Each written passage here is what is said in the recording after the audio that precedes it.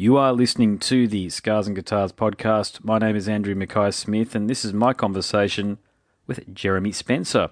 He's the drummer in a band called Five Finger Death Punch. The reason for the conversation is to promote Five Finger Death Punch's brand new album for 2018, which is out the 18th of May, called And Justice for None. Here's what Jeremy has to say. Here we go. I'll kick things off because I know we've only got a short period of time, but look, I've been very impressed with And Justice for None because I feel as though it really consolidates the band at the very top of the modern heavy metal era, if you like, as one of the most bankable and critically acclaimed and successful artists of the post-Metallica Load era. I know that's a big statement, but I'll invite you for your thoughts on the album. Well, you know, it was a long process to make the record. We wanted to have it out a long time before now, but we had some legal issues with our record label that we had to kind of iron out first, so it delayed everything, and it was kind of a taxing process. But I think that the record itself turned out to be a pretty strong effort.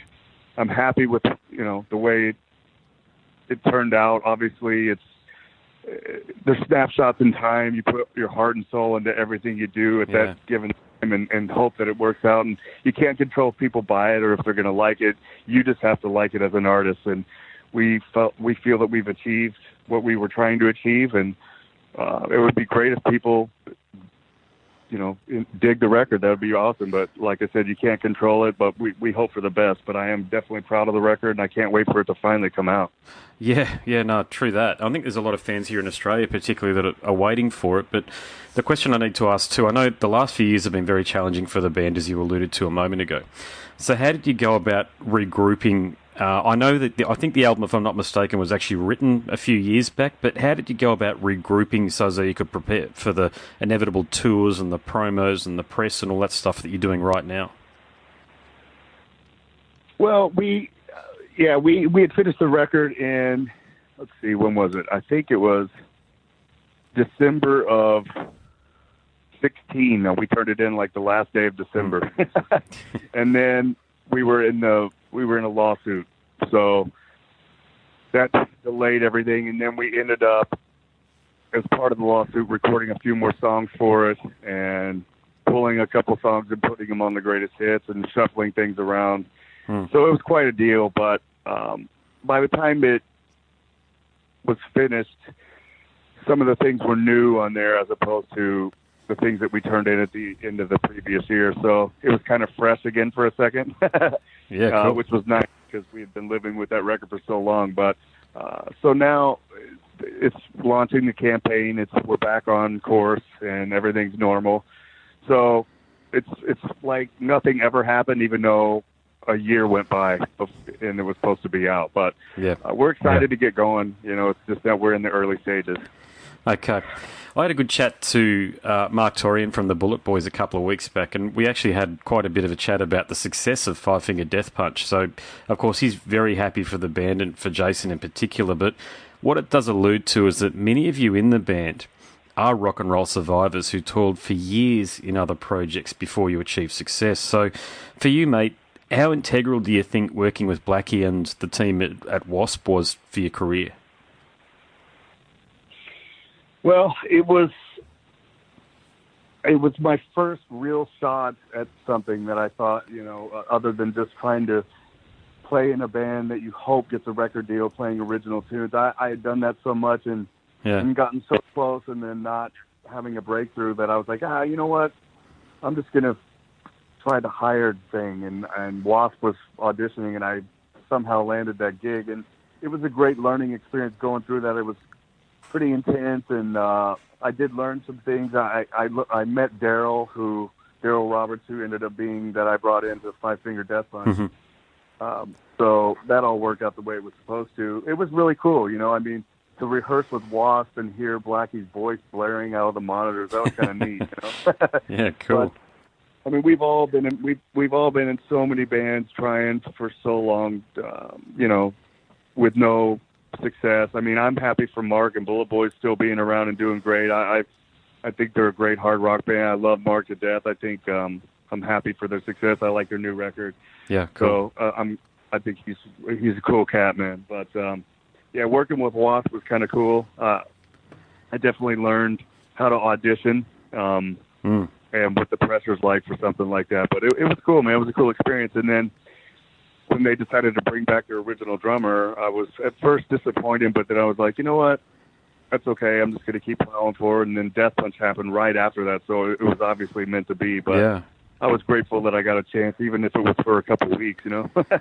Yeah, no, sweet, mate. No, that's great. But look, you are one of those guys that was actually out there actually doing it, and you are a lesson in perseverance in a way. But one of the other things that you got involved in was the Drum Loops from Hell extreme metal loops, you know, the recordings for that people could use in engineering sessions or what have you. So do you get a lot of drummers and percussionists and even engineers or even producers talking to you about that still? Not so much anymore. That was so long ago. That was actually suggested to me by Zoltan. He's like, man, I demo my songs, but it's never quite what I'm looking for loop wise. You should totally make one of those style of loop CDs. So I'm like, you're right, man. I'll try it. And then I did. So Cool. it had some minor success. It did kind of well, and I did get some feedback and stories from people about how they use it for demos and even some albums. So that was kind of cool. Cool. Yeah, you might be on a bunch of pop releases or releases that you otherwise wouldn't have thought. That's the irony in the whole thing. Yeah, like Yeah. fast double bass on some pop music. Yeah. So the other thing is you were voted best drummer at the 5th annual Loudwire Music Award. So you bested the likes of Chris Adler and Mike Portnoy, which is quite an accomplishment, really. But they must be the moments where I know, us rockers, we tend to sort of go, oh, we don't do this for the awards, we do this because we love music. But these are the moments when you do pinch yourself, really, and you think that so much of the blood, sweat and tears and beers over the years have been worth it. For sure. And it makes me just more grateful that I'm in a band that people seem to gravitate towards and care so much about. Because if I wasn't in that band, I wouldn't even be in the category and I wouldn't even get a chance. So it's really awesome that the fans who love the band so much also single me out and support me as an individual for my instrument too. That's really cool, man. It's a great feeling, and it's something not to be taken lightly or, So, it's an awesome feeling. And to be in the company with those great drummers, it's a great feeling. Yeah, cool, mate, yeah. Hey, look, I'm going to take a bit of a 90-degree angle because you have toured a lot, in terms of my questioning, sorry. You have toured a lot, and I've only asked this question of a few people, and I've interviewed almost 300 people at this point in time, but you must have seen some pretty bloody bizarre things on tour. So can you share with me some of the more interesting things that have gone on tour that you've witnessed?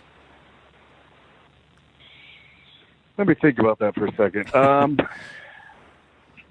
There's been some debauchery for sure that I've seen. I've seen a lot of the typical cliche stuff and stuff that's pretty wild that you can't really talk about. It's covered, like, I've experienced the entire gamut of it, but to where you're like, I can't believe I just saw that. And then other stuff's really boring. There's typical nights of you get off stage and you go read a book in your bunk, like it's lame, but the debauchery stuff, it's fun. I've written about it in my book that I released a couple of years back. Yeah.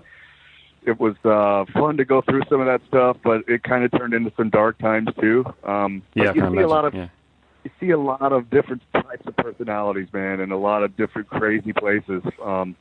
It's a big world, but it's also a small world, man. So it's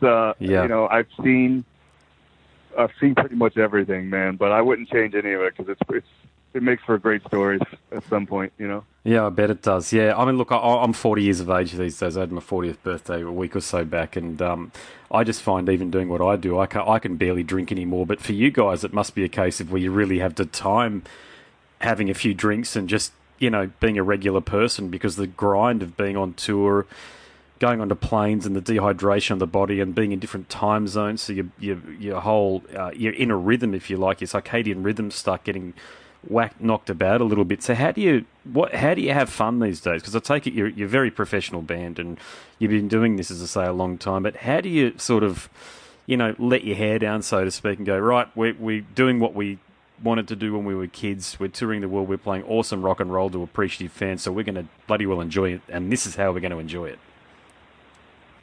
Well, I mean, I'm sober 6 years now, so I've decided that the fun part of the feeling like crap and having the dark moments. That's over for me. I treat it as a business, and I'm older. My body's not as quite as it couldn't bounce back like it used to. Yeah. I just have to treat it like as professional as I can. I try to have fun and relax when I'm home, but we try to work out and eat as good as we can. But then sometimes on the road, it just doesn't work out, and you start deteriorating a little bit, and you get out of shape a little bit. Even while you're touring, you start eating bad. And but as far as the partying, that had to stop because I just couldn't do it anymore. I could not bounce back, and I wanted to take it serious. You can either party well or you can play well, and I wanted to play well. So that was my decision. That was the decision I made. But when I'm home, I do other things on the side for fun that I like to do. But as far as having fun out on the road, it's pretty much I watch movies in the bus after the show. I watch cheesy B horror movies, and I consider that fun. It's kind of lame, but I enjoy it. No, I can empathise, definitely. I do the same thing. So, hey, I'll make this my final question or thereabouts, mate. What's the feedback and the relationship been like with Australian fans over the years? Do you get a lot of correspondence from us? Well, they're asking when we're coming back next, and I'm hoping it's soon. I mean, we're trying to work everything out, but I really don't know when that's going to be. I've always had a good time when we played there. Everyone's super cool. Love the weather. Really attractive women. Lots of fun there. I wish we could give you a date, but I really don't have that at the moment. Oh, cool. Well, my prediction is I was asked this at the last Download Festival, actually, who I thought was going to headline the next one, if there was a next one. Well, it turns out there will be a next one, and I nominate you guys to be the headline act on that one. I just can't think of anybody else that would be more appropriate at the moment to come out and cap that, particularly because Download's a new concept to Australia as it's come over from Europe.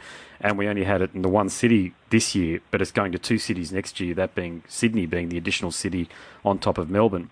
So we're going to need somebody who bloody well knows what to do to headline that, and it'll either be yourselves or Tool, I imagine, that we could probably have over to headline it. So there you go. That's my 2 cents anyway. Well, if you could pull some strings and make that happen, man, we'd be glad to do it. I'll do what I can, mate. I'll spread the word. But look, mate, it's been a great chat. I admire you tremendously for your work ethic and for what Five Finger Death Punch have achieved. So congratulations on that, and good luck into the future. Awesome. Thanks a lot. I appreciate it. Thanks, mate. No worries. Catch ya.